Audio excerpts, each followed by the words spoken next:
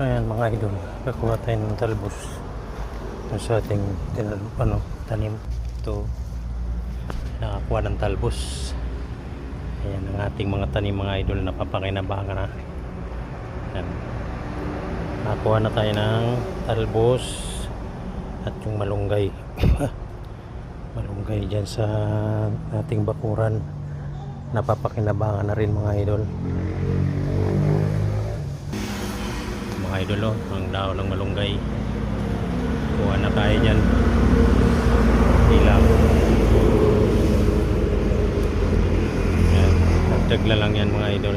Ito yung ating tanglad, kuha din tayo nyan pang pa-aroma sa ating sinabaw na isda mga idol.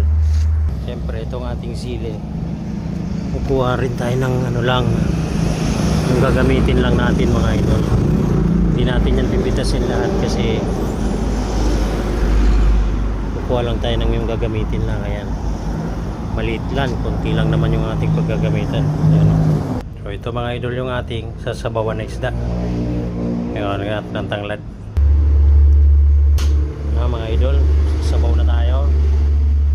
Ito yung ating mga gulay. Ayan, lahat libre. Ito galing sa ating tanim dyan sa bakura natin. Talbos ng kamote at saka itong malunggay. Tapos ang sili natin libre na rin yan.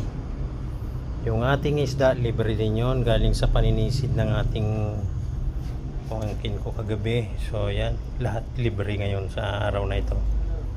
Maraming salamat sa biyaya mga idol.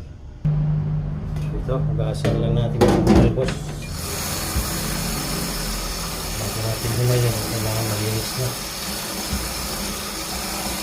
Baka natin isda naman doon ay malapit na maluto.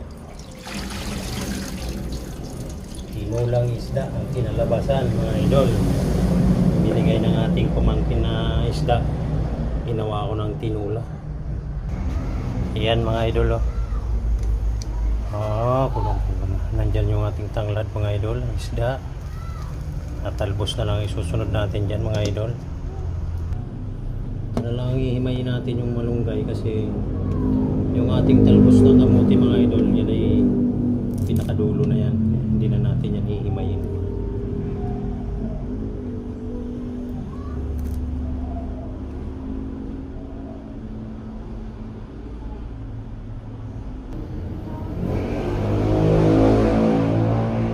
So ayan mga idol, nahimayin na natin ang ating talbos.